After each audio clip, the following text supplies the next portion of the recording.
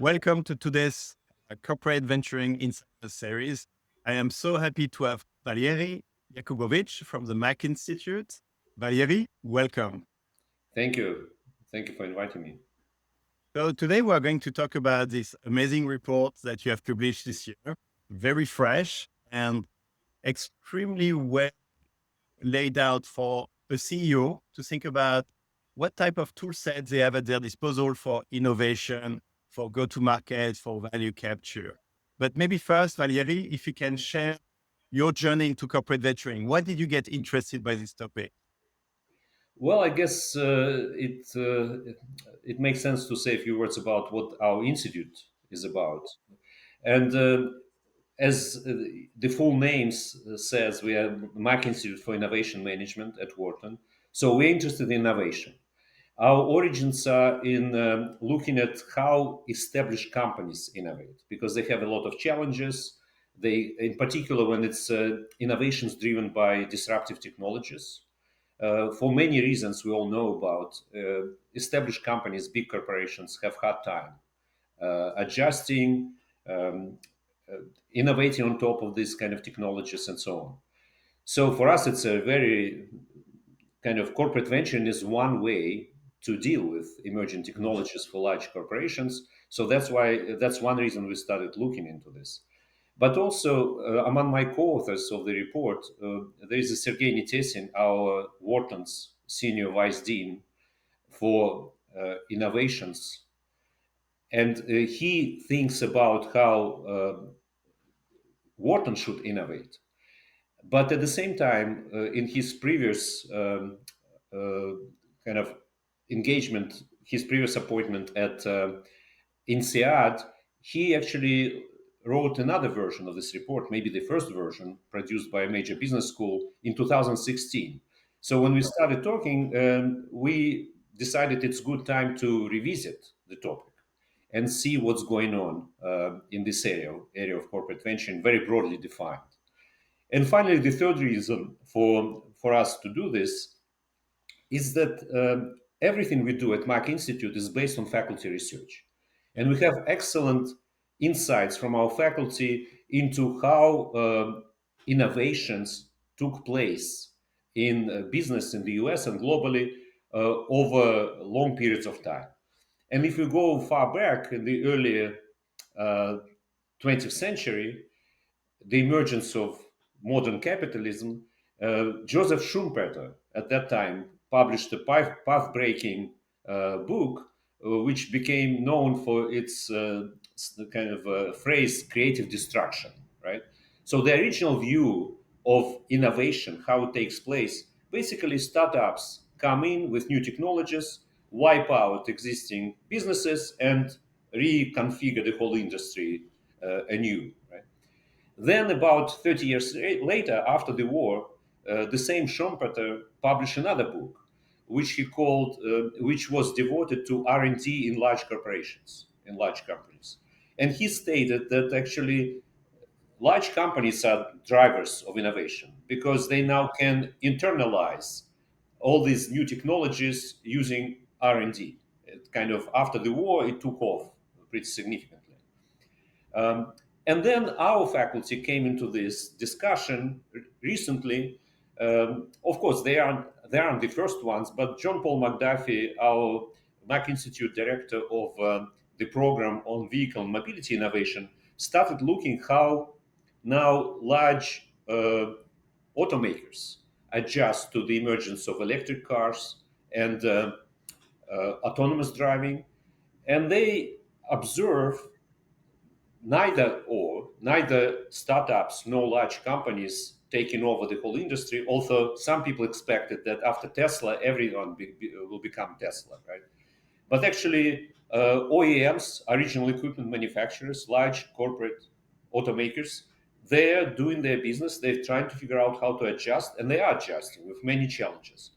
So they call this kind of the third stage. If Schumpeter version 1.0, my colleagues call it Mark 1, established companies post-war R&D, they call it Mark 2. Now they observe Mark 3, which is interactions between startups and established companies. Anyway, so just to summarize, right, there are these three factors, three reasons why we decided to undertake this project. One is this kind of our traditional roots in dealing with innovations by established companies, and corporate venturing is another way to do it. The second is this new trend, which we observe right now, and kind of a legacy of the first report published by my colleague Sergei Nitesin, and then the tradition of research, which we kind of inherited from big thinkers in this area and carry out at work. Nice. Valery, your report suggests that corporate venturing has moved from David versus Goliath battle to a more symbiotic partnership. I'm interested to hear why you think what was driving that shift. Uh, let's think about it. So basically, there are probably multiple factors. By the way, David versus Goliath is exactly what we try to capture, right? Mark 1, Mark 2, and now Mark 3, when they have to collaborate. Um, what's driving it? First, there are multiple reasons, of course. One is that these technologies today, well, let me take it a step back. First of all, large corporations understand the threat, right? This idea that you can be disrupted, you might go, disappear basically. That's something they understand and see like they need to respond. The traditional response was R&D, but it turned out these modern technologies are so complex that actually doing this whole R&D in-house is extremely difficult, right? And expensive. And expensive. Yeah. Second, even when your business is actually running smoothly, you still don't see where this threat. Okay, there is a new technology on the horizon, but I have an established business. It brings revenues. It's really hard to justify suddenly spending resources and major investment on something uh, different, right? That actually competes with your business, right? So there are these traditional reasons why they kind of experience challenges with innovation, and so they see like there's a potentially new way to do it, right? um, at the same time, for startups, these investments they need are huge, right? This, and by the way, we have this idea that VCs, traditional VCs, are the way to go to raise capital, but actually the US is quite exceptional in this case. If you go beyond the US, you don't see such a vibrant VC ecosystem. Corporate capital is actually by default for many companies, for many startups, it's where you go, right? And the state, right? Those players are much more important in investments in startups, right? So it's really becoming for corporation for startups. They need significant investments, and they need also strategic clients. Very often, it's like who first will get a big client, right? It's a kind of with whom you can experiment, pilot, develop, even if your product is not perfect, right? So for startups, there's a lot of interest in engaging in those kind of ways. So that's why I think the primary reasons, as we discuss this further, probably other nuances will come up, but those are the two primary reasons why this is happening. What's interesting about the shift you've described is it's really moving from disruption to partnership. And from, I think you have it as one of your key points about the report is from experimentation to core strategy.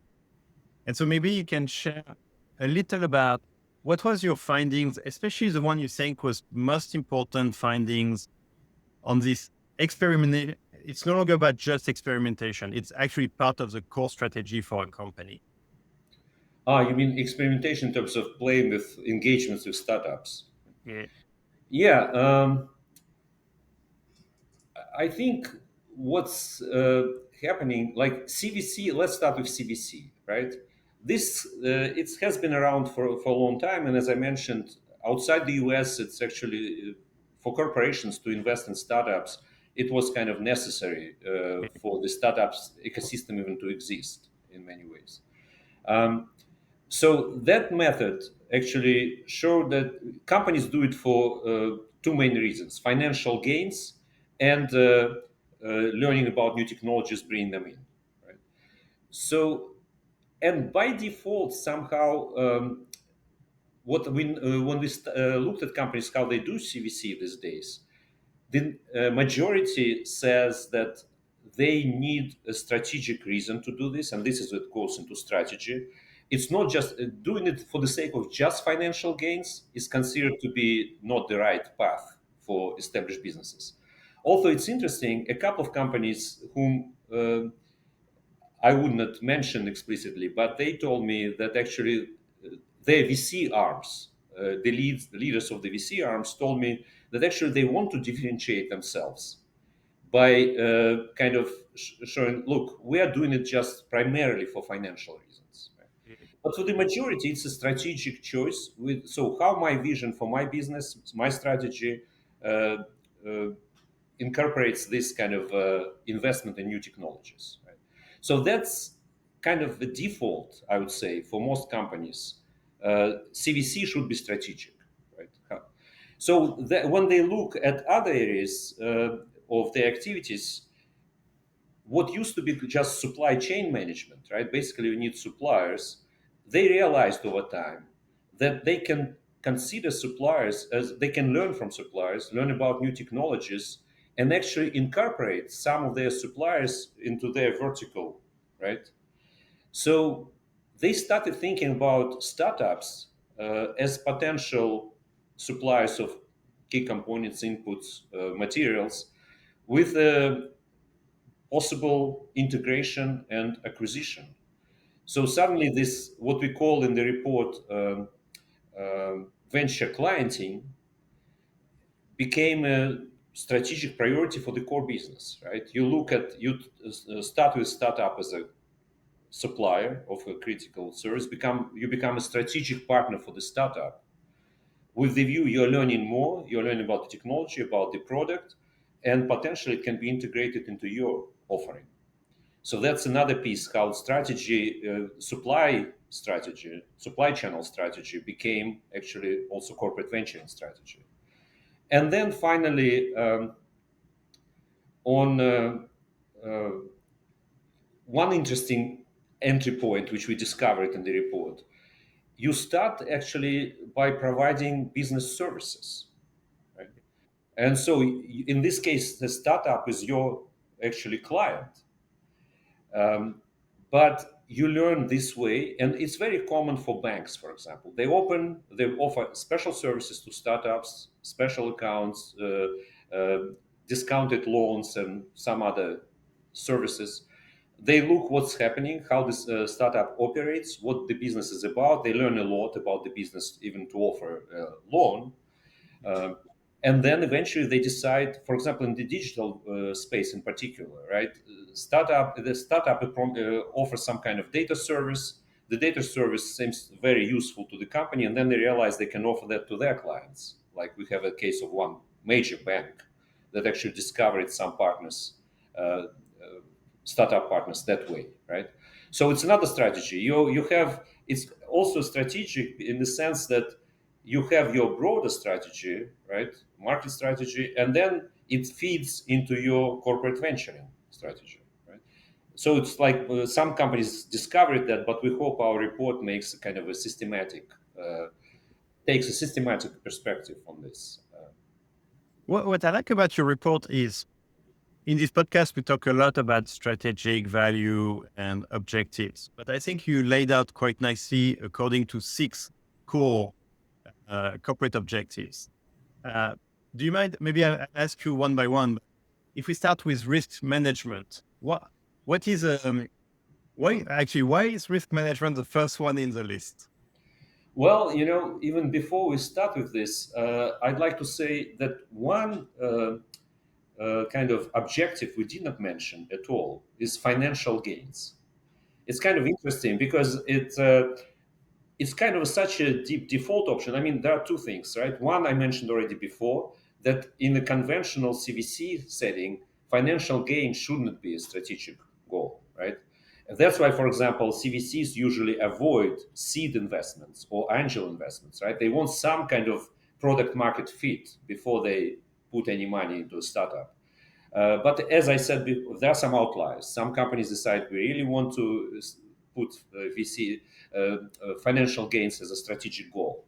So we didn't mention that because really it's kind of on the background. Although when you read, we kind of process annual reports of the companies, they do report how they what their CVC investments bring in, but it's not articulated as a strategic goal. So with this kind of, I wanted to mention that. No, and maybe I can give you some color. So at Mhm. TDK, our CEO, Mhm. many activities like the corporate VC, he calls it pre-financial. Mm. And he calls it pre-financial because the intent is that we are going to learn things that then translate into financial objective for the full corporation. And it's interesting because when I started TDK Ventures, I was quite provocative. So we started with a $50 million fund, and people always ask the question, are you strategic or financial? And Mm. provocatively, I would say pure financial. With this $50 million fund, I want to bring billions of dollars revenue to TDK, which is the definition of strategic. I see. Yeah, I mean, it's kind of uh, two sides of the same coin in some sense, right? Makes Exactly. sense. Well, let's get back to your point about the risk. Why risk is the first? I mean, for us, basically, we mean the risk of disruption, right? Because, by the way, risk management these days is such a broad field. Recently, I was asked by one company, "Could you give us some kind of introduction to risk management?" I asked, "Okay, what exactly you mean, right? Because there are so many risks we are dealing with." So here it's coming more from a risk of disruption, right? And we want to manage that risk. We want to make sure that our business is sound. It will survive any technological upheavals, new technologies coming in. So in that sense, it's the first goal. All right. And I think, especially for corporate VC with an exploration mission, what could disrupt the future business? I think that's really, really important. There's one which is more about exploitation, you could argue, although there's probably an element of exploration, which is a market expansion. Yeah, it's definitely. I would say it depends on how much innovation your market expansion needs, right? If you do Okay. it on your established model, you just go into new regions, new countries, or new areas, or new provide services or products for new kind of types of customers, clients. So that might be more kind of traditional way to do it. But with, for example, um, I would think kind of bringing new engaging in startups. For example, if you have your established business more like with you know mature companies, you move into startup area, learn how to engage with them. First, you provide your services, your products, and for example, in addition to financial products, which is what another thing which is very common is all kinds of IT services, right? Basically you're a major provider of cloud computing or AI, whatever it can be. You sell it to the startups, and then you see what's happening, and then initially it's your market expansion, then it turns into something else, right? So yeah, so in that sense, corporate venture can be for the sake of market expansion. You basically build your new market, right? You create your customers, not just. If you remember when OpenAI appeared with its GPT 3.5, it almost immediately announced this kind of creation of CVC, where they wanted to invest together with Microsoft. Obviously, it's not their capital, to invest in startups that are going to use their LLM, their large language model, right? So this is how you expand. Basically, it's not. It can be expansion. It can be building almost from scratch, right? The market for your product or service. So I think it makes sense. And I'll touch on AI later because I know this is one of your interest topic.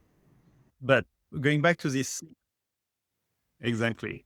So the six corporate objectives, the number three is access to new technology. I think this is the one that most people think about, but it doesn't come for free. Yeah, that's actually, you're totally right. It's the most conventional goal we see. Why do you want to engage with startups? Uh, it's usually more expensive to immediately deal with this yourself, right? So here I see like it's a cheaper access, relatively cheaper, if you just put some money into some startup and then you see what's going on. You're exposed to what they're doing. You can assess it from as an outsider. So your losses in the worst case scenario are quite limited. Right? So that's. Did you mean something else by saying it's not? No. That's what I meant, which is typically, if you want to do it yourself, first it's going to be slower. Can only make so few bets anyway for a corporation in the R&D. Well, if you choose startups, you can choose a topic you're really interested in right now, and they've already developed it. Typically they would be the world-class expert in that very niche topic, which you believe could become very big. Exactly, and you can put a bit of money into different competitors and promising kind of um, players in the area. So that's we consider to be a very reasonable way to learn about new technologies. And then the next goal is to develop business ecosystem. I think you touched about this with OpenAI example, but this is really one where a corporation can, at extremely low cost, build an ecosystem of people engaging with your corporation. Well, basically, for us, it's a very interesting goal in part because we have path breaking research innovation ecosystems at Wharton. Some of our faculty really contributed major pieces into this whole literature, which had practical implications. The basic idea is we hear it actually everywhere. Big companies try to become orchestrators of ecosystems, right? Everyone talks now about their own thing as an ecosystem, right? It became very popular. What exactly does it mean?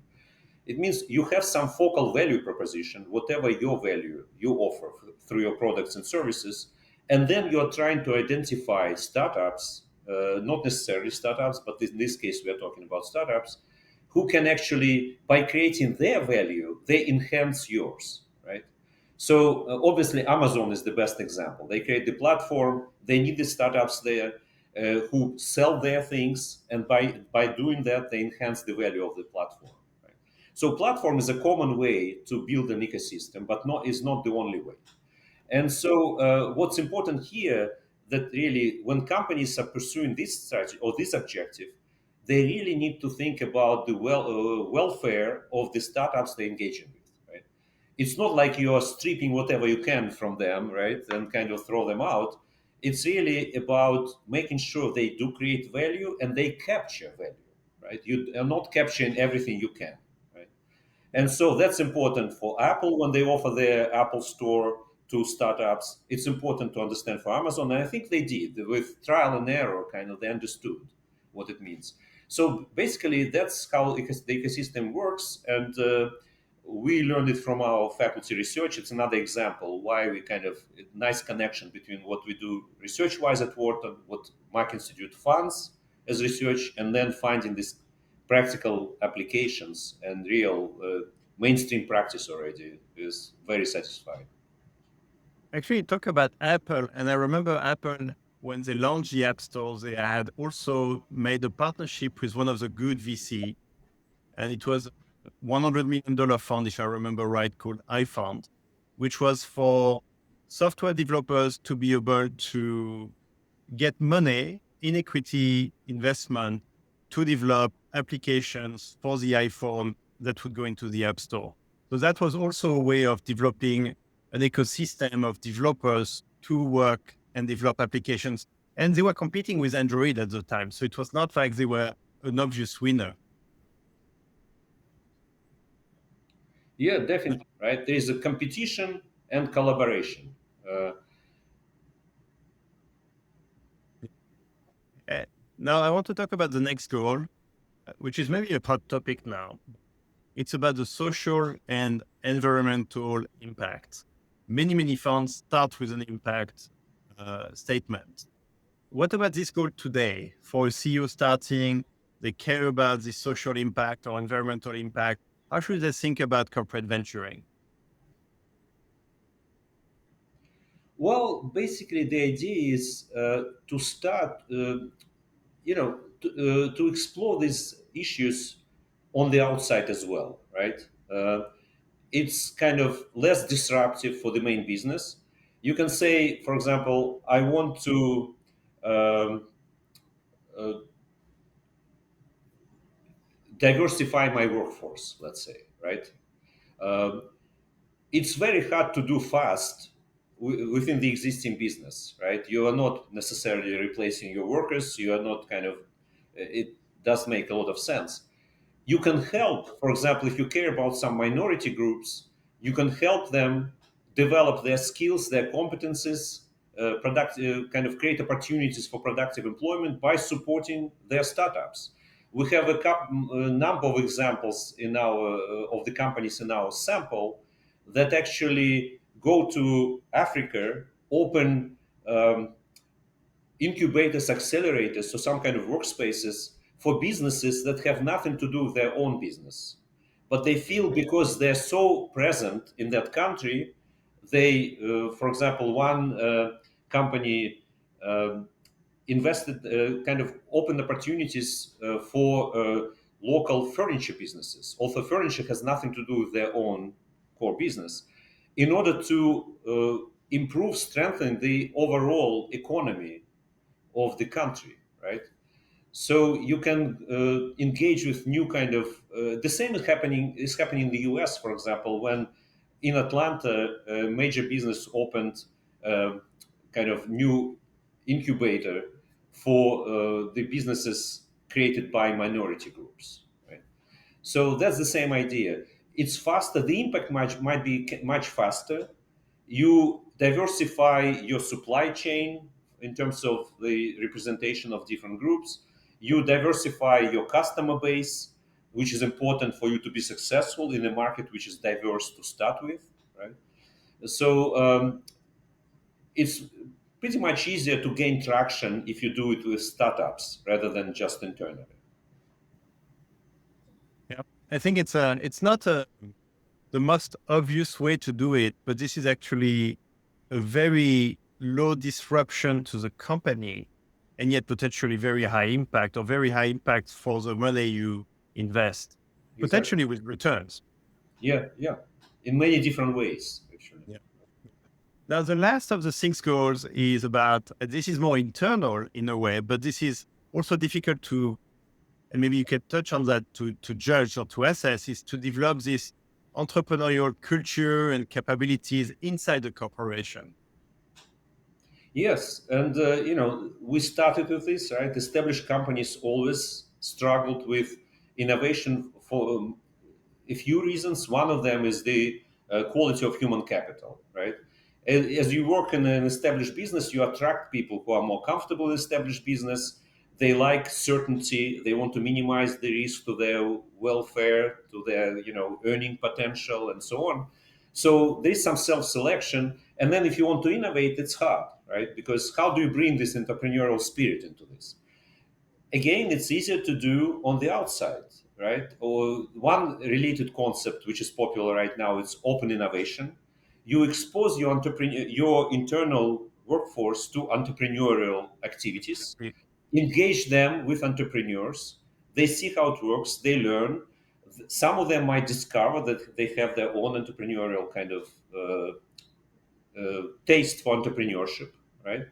And gradually you change the culture by opening up your company to entrepreneurship, right? So that's the key idea behind this. What we find in the report now, it can be done in a variety of ways. One approach, which gains some traction, what we call venture building, right? When you go all the way in that direction and saying, okay, I don't just engage with startups, I will create a startup that I need, right? To meet some need of my business, right? That's important for companies. They can't just do whatever entrepreneurs come up, whatever their employees come up with. It has to be okay. We have this need. Who can address it? We don't see startups or established companies who can do it. We'll create our own startup, and it's often created with employees who want to take some risk, but not necessarily. You can a diverse team of your internal people and external ones. So that's kind of the most extreme way. And it's kind of interesting to think about this, right? Because if you suggest to your employees that they can go out there and become entrepreneurs, one choice you face whether you provide a safety net, right? Whether you tell them, like, if something doesn't work out, you will come back and we will be happy to have you with your entrepreneurial experience and everything. On the one hand, it enhances your entrepreneurial culture. At the same time, might it be too much safety net for an entrepreneur, right? Maybe in order to succeed, they do have to take a risk, right? And this practice started, it goes back to what I know about, like early 2010s, 2012 or so, where actually Cisco announced that they were making a major investment, more than $100 million, I believe, in a startup that was launched by their former employees. But another issue that CEOs have to deal with in this context, what the current employees will think about it, right? Or our colleagues go out there and potentially can become Silicon Valley successful entrepreneurs, right? And we are helping them, we are collaborating, it's all coming from us. And what are we gaining? And then our resources also go there, right? So Cisco kind of slowed down on that approach, but the approach is there. There is venture building going on. Recently, I learned our corporate partners, Infosys, which occupies a special position between companies whom they know their clients very well, and startups, decided to try to build some startups from their own employees' ideas. Right?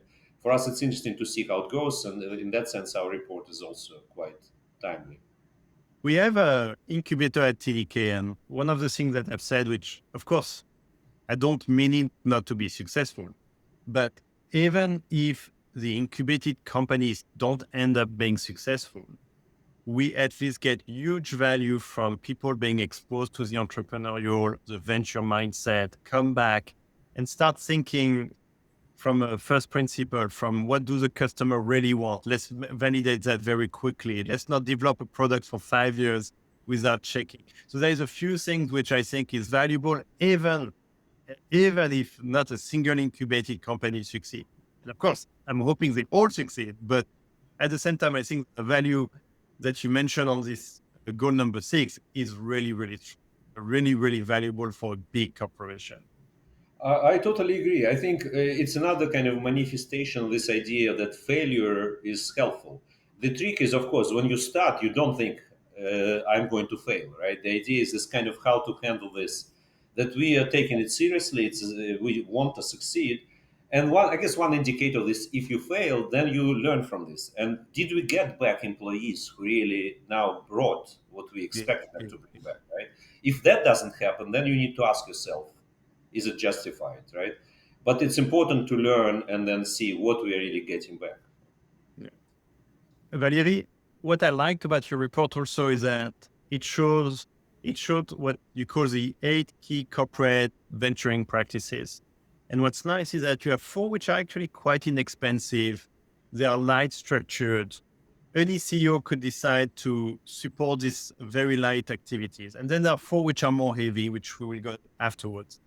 But I want to start with the light so that everyone feels that corporate venturing is not necessarily millions of dollars and a big dedicated team. Actually, there are things which are even before that, like mentorship, business services, workspace, and events. Can you speak to why a CEO could actually just start with that and already get value? Yeah, I mean, basically, it's putting a foot in the door, right? If you're curious, if you're not doing much about with startups, you're not sure how it works, invite them to your premises, right? Bring them in. What startups always struggle with, they want to know corporations' needs, right? And I understand why corporations very often are hesitant to kind of talk to every start. It's just too time consuming, really. If you don't know anything about them, to start talking about what my needs are, and there are issues of confidentiality, of course, and so on. So if you don't have any experience, start just organizing an event. Bring them in to do some pitch, right? Or some kind of competition, hackathon, right? To work on your problem, which you're willing to publicize. Right? or sponsor these things with the city or the kind of market where you work with, right? Where you work in, and so on. So it's a very easy way to kind of start talking, learning without any obligations or any kind of expectations. Right? So then shared space, shared workspace, it's another way to just bring your employees in contact with entrepreneurs. Right? You have space at your company, startups are looking for space, just invite them to be there.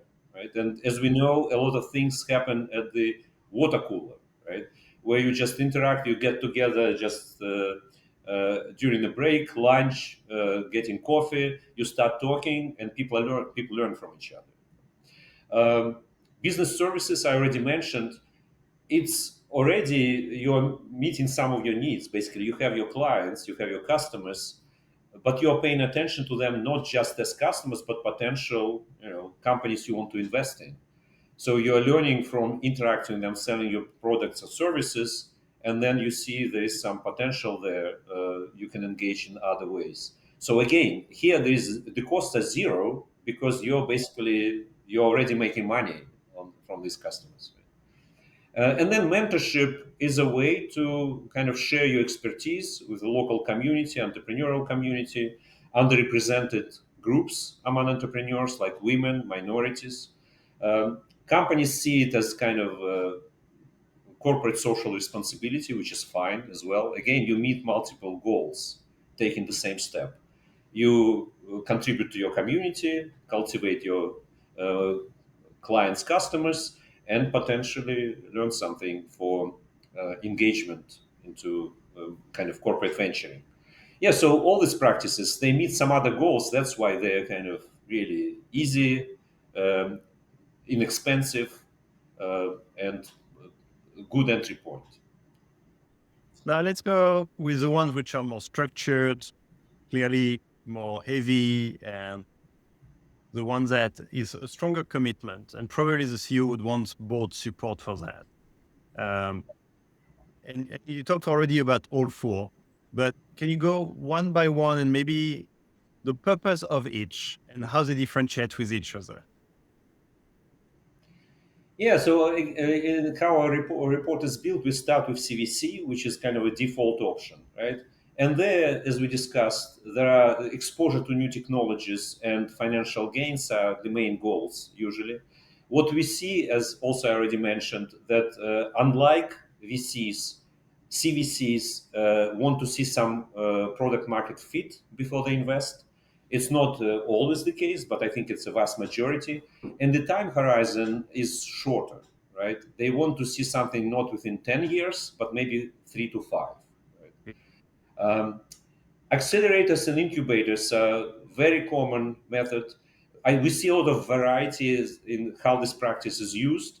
Some are much more strategic, asking for quite a good fit to what the company already does, kind of complementary services enriching. It kind of goes in some sense maybe together with the ecosystem goal, right? A very good approach to accomplishing your ecosystem objective. Um, Others actually kind of quite open. They can look like at potential customers, potential suppliers, much looser connection to the business in many different ways. Or sometimes they support these accelerators, incubators, which are just for the local community, not necessarily for their business, right? So I see a variety of practices there. And by the way, when you have an accelerator incubator, mentorship, shared workspace, events, that are part of it, right? So all these initial entry points become components of a larger approach. Um, so that's relatively much less expensive than corporate venture capital, obviously, than CVC. Requires some funds, depending on what kind of relationships you want to build. Yeah. Um, some actually companies started with the goal of potential merger acquisition of the startups. Many others explicitly say they want to build an ecosystem. It's more about you develop your brand, which is complementary to ours. Procter and Gamble, for example, advanced it very broadly. They want to support set up startups they were in businesses in which they don't have yet a product, but which is complementary to their product, right? And so, and they pretty much tell them, we don't have any kind of, this perception of companies as uh, kind of trying, pretty much trying to acquire, trying to kind of squeeze all resources from startups they can, predators basically, right? Many companies consciously are trying to overcome the stereotype, right? We are here to help you flourish, and that actually contributes to our uh, ecosystem, basically, right? So that's very often they do it quite consciously. Um, Venture building, I already also said a few words. It's relatively small, and when we talk to, there's the whole kind of community of venture builders who can help companies do that. Either corporations, small companies, consulting kind of companies, or individuals, venture builders who come in and help companies to launch these things. Um, Here, it's quite labor intensive, right? And the resources necessary, you go kind of step by step. You don't need to commit too much initially, uh, but it requires attention, commitment, and dealing with the issues I mentioned before. How much safety net do you provide to people who do this?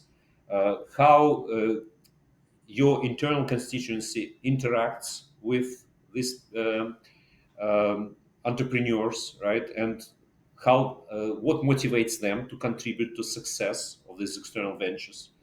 So these are issues that need to be thought about. And actually, going to venture clienting, I would start with the same point. What I learned from some companies, when you engage in venture clienting, and very often it goes beyond your own needs, you also take startups and offer their products and services to your own clients, right? It's the next step. And here there is a trick. The leadership of the company has to figure out how to motivate their own sales force, right? Because then they're thinking, okay, we have our own hard goals to sell things. Why are we going to offer something else and work to help these startups, right? So you need to think how all these things fit together, and this ecosystem approach is very useful because then you can tell the sales force, look, you sell these products and services of our startups partners, and they enhance the value of our. You can easier sell what you are doing, we are offering, and actually clients and customers they see it that way. They think, oh, you care about our needs beyond what you have to offer, right? So actually, it requires some work, but we know about successful examples where paying attention to the sales force is very important. Okay. Another important feature of this venture clienting practice, you, at least I heard a big case being made, keep it separate from CVC. It's more the should be based and should sit in your line, kind of overseen by your line managers because they have a stake in this. They understand what needs the startups are trying to address. They start with them. They can test them. They experiment with them and come then to the leadership and say, "Look, this startup makes sense. Let's kind of build a relationship with them and become their client." Right? And very often, CVC is kept aside to kind of not confuse the interest of investing in them with the interest of becoming their strategic partner. Okay.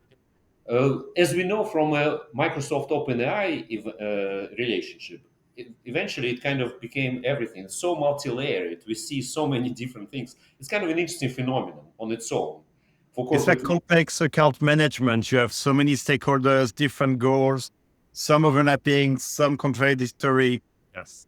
Yeah, but in my case, I talked to some major businesses from our sample. They told me, like, you talk to the CVC arm, they don't know what's going on the corporate, on the venture clients inside. They know it's happening and said, we prefer not to deal with this unless at some point maybe they will come to us and say, look, we have this great startup, provides great services to us, and it's going to be a big kind of blockbuster. So we need to, or unicorn, right? So we need to think about investing, right? It's not ruled out, but usually it's better if the line management start these relationships, venture clienting relationships. It's like a very clean purpose. It's not like you're confusing. It's an investment, but it could be strategic. You're very, very clean on this is because a business group wants to work with you. Hmm. And you provide a valuable service. Basically, there are these expectations that you'll deliver on this trust. Because for companies, of course, initially it's a big bet. If they make them become their client, can they deliver? Can they support, and so on? So I want to ask more about venture clienting, but before that, I want to ask about venture building, where you talked about the safety net, which I think is one side of the coin, but the other side of the coin is incentives. And if I think about like a corporate VC, you start with a small equity in the company. And if it ever goes to M&A, which is not always a goal, but it might happen, then you get to 100%. Venture building is the opposite. You start with 100%, and over time, you become a small equity holder. How do you think about this coin of safety net, the incentive to work well so that you get really good success versus it's badly designed and then it never works? Do you mean these incentives for example, entrepreneurs who run the For the company? Yeah, exactly. For the entrepreneurs, for those who are going to build and hopefully spin out. Yeah, so that's something I would say in general we'd like to dig deeper, because obviously from open sources it's hard to get a full picture of what's going on. From the example I mentioned before with Cisco, we know it did not work out in the long run. They actually ran into demotivation of their own workforce. Employees said, "Look, I mean, these guys went there, supported by us, build this building. Now we're giving them an investment, and they're benefiting from as kind of entrepreneurs funded by VCs, right?" So I think it's a point of tension.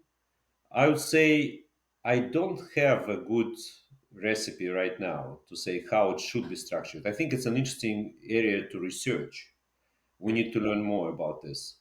Um, Maybe learning first from CVC experience how much CVC players can earn from making these investments, because there are some parallels, right? Maybe how you structure your relationships with startups in the CVC context should be thought about in venture building, because basically you're going in the same direction eventually. Correct. Yeah. So, but I think it's more an issue also how to motivate not just those who launch the business, but who stay within the company. Now, I definitively want to double click on the venture clienting. It's interesting where I think 5 years ago, very few people were talking about it. Anyone talking about it was passionate about it. Now this is starting to really start to spread. And I think not just that, but better understood. And I can see best practices being deployed. How do you see venture clientings rise? And how do you see it if we think about the next 5 to 10 years? Um, in, as in our report, what we found that venture clienting among our 500 companies, it's about 200 are engaged, right? So it's about 40%. Um, what I saw, by the way, it's in general. What's interesting, this whole corporate venturing story is much better represented in Europe than in the Yeah, US. Right? And from interacting recently, I just came back from the Academy of Management meeting where there was a separate session on corporate venturing. Um, in Germany, there is a lot of research about this. So companies, major businesses are basically by default are getting engaged in corporate venturing in general and venture clienting in particular. Right? So I think uh, there is a space for further growth, right? Because basically, what requires you always have your supply chain, your value chain. Now, paying more attention if you need to bring more startups, right, and developing system for that. It's a very natural step. and maybe an easy way also to dealing with disruption, right? Start with the suppliers, see how they react to that, and actually there's a lot of disruption comes from supply chain, so you need to make sure they're kind of adjusting to also new technologies. So engaging startups in that way is relevant. um, and this, I also see like some leaders of companies in the US, former leaders I talked to recently. One person, for example, feels like she needs to engage with governments and to look at their procurement practices and develop specific practices for procurement from startups, right? So it's another kind of something I didn't expect, that corporate knowledge accumulated by corporate leaders might spill over into local governments, city, state governments, and federal governments, right? How to support the startup ecosystem? Governments are really major customers of all kinds of services and products, and so that's another area where it might grow now. Yeah. And we're actually thinking about doing something locally to help develop Penn innovation, Philadelphia innovation ecosystem, to think about how to bring startups into the procurement system of the Philadelphia city, Pennsylvania state of Pennsylvania, and so on. Right. So potential area for innovation management for Mack Institute. So for those who are thinking about doing corporate venturing or maybe already in it, and of course, don't name any names, but can you think about all these four big programs? What are, from your research, the biggest mistake you've seen being made for each? Because sometimes it's easier to know what not to do than to just give best practices. That's a good question. Let's think about it. So for each of the programs, Yes. uh, CVC again, it's kind of a very much established practice. I think we more or less know what's going on there. Did I see any major kind of mistakes? Um,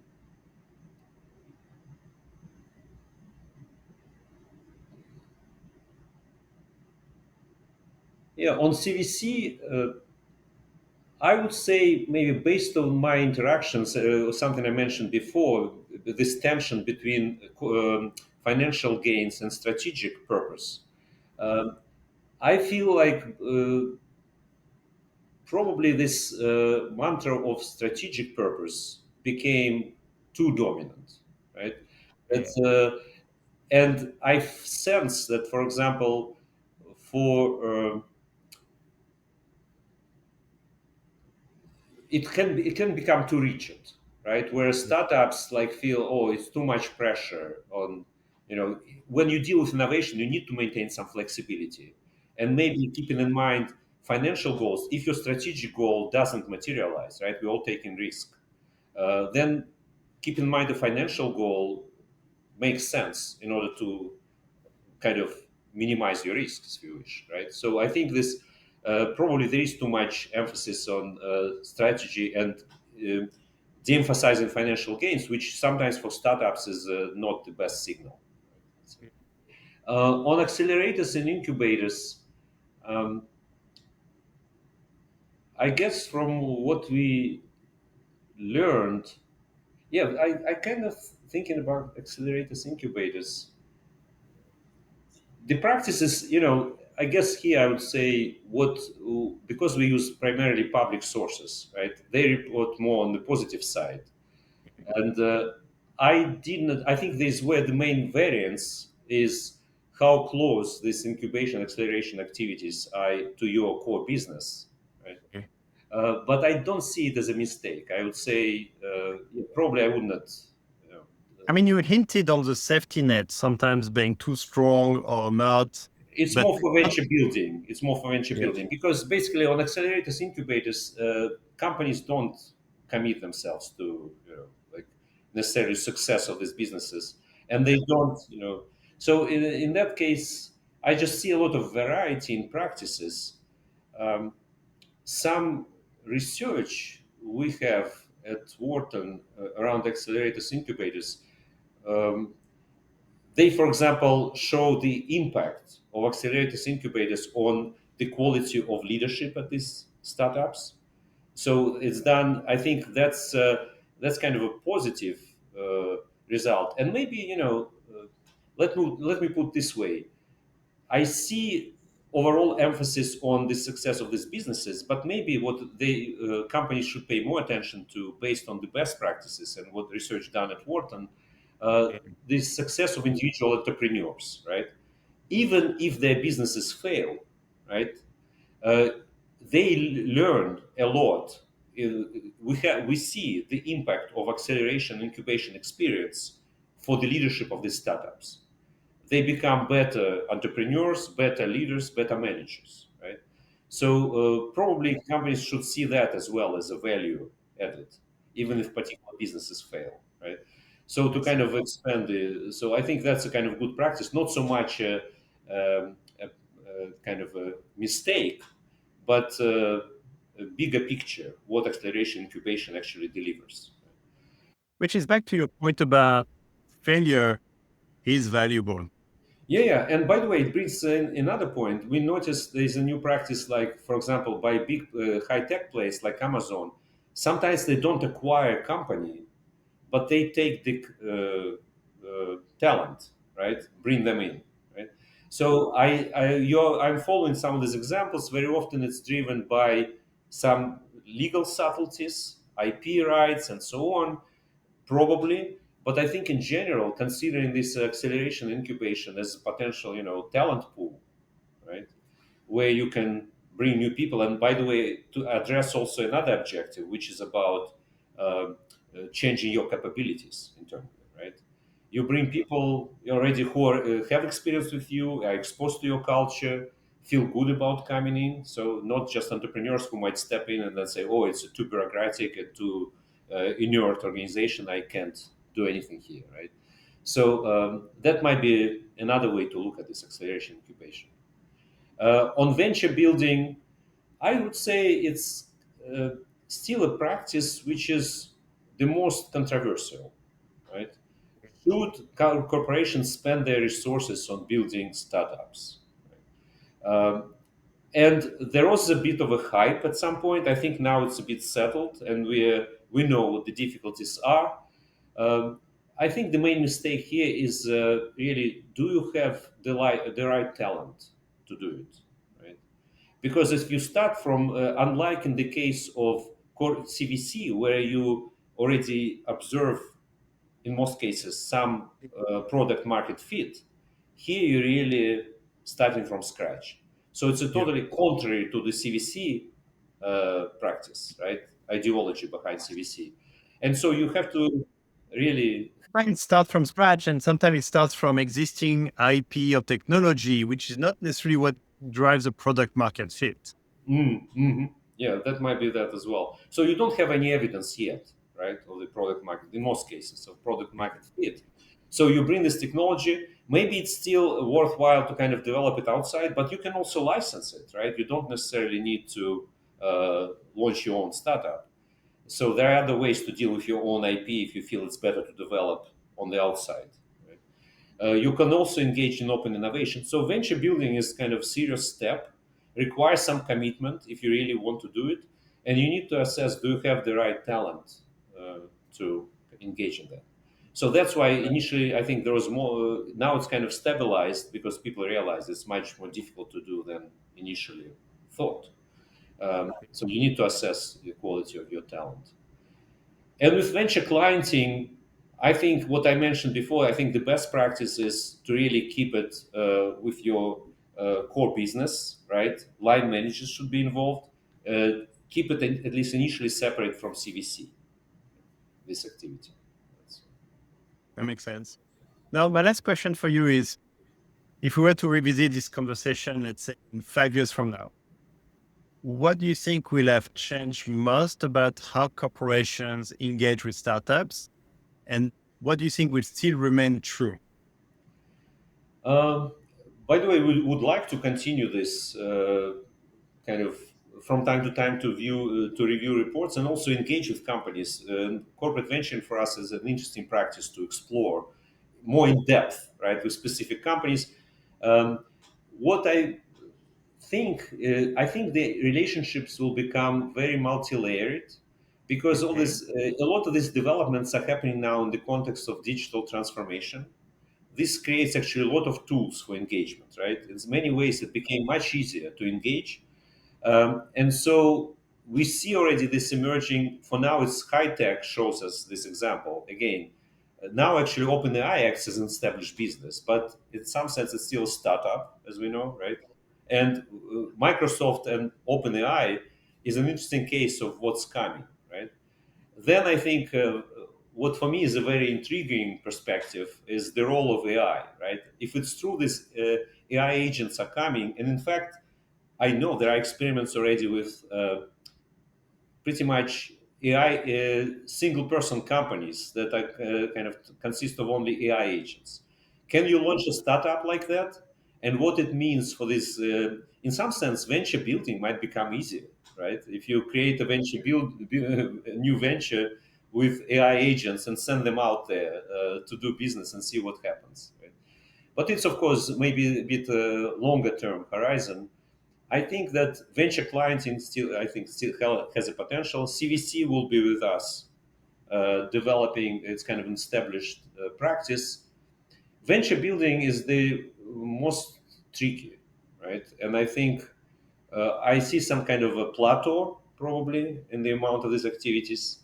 Um, it will be my hypothesis is that it will remain more kind of a niche unless we have these digital companies now, totally AI driven, that might make it much easier and cheaper to launch a new business. Right. So there are a lot of interesting things to explore going forward. I can share with you an anecdote, which is I think 3 weeks ago I met a startup and I asked how many people do you have in a team? And they responded, we have 22 team members, but 19 are humans and 3 are AI agents. So I think we're going to start seeing more and more of that mix. And what's interesting indeed for venture building, where you may not have all the skills available, AI agents could be a way to complement the skills very quickly, test the solution or the value proposition before you even think about recruitment of something very expensive to find. And if you think about recruitment of skills you don't have, this is actually the worst situations to recruit for. Well, actually, in that sense, what we're thinking about, one of our future conferences, biennial conferences we organize at Mack Institute, is going to be about digital twins. And I'm Mm. thinking, in many ways, now we have this. I mean, the term digital twin has been around for a long time. But with AI in the play, we can now create digital twins of startups, right? You basically create a model and say, okay, go out there and see how you operate, whether this business in the digital space is taking off. Then we can take it into the real world, right? Which is now more kind of augmented reality, right? Potentially. So there are a lot of possible ways in which it can develop. So I see the concept of digital twin now speaking to that kind of new way to experiment with all these practices. Well, Valery, thank you very much for your time today and sharing some of the golden nuggets from the report. I invite everyone from the audience to check out the report. We are going to have an article about this interview. We will link to the report so that you can check it out. Valery, thank you again. Thank you for having me. It was a great conversation, and I hope our listeners will learn something useful from this. Thank you.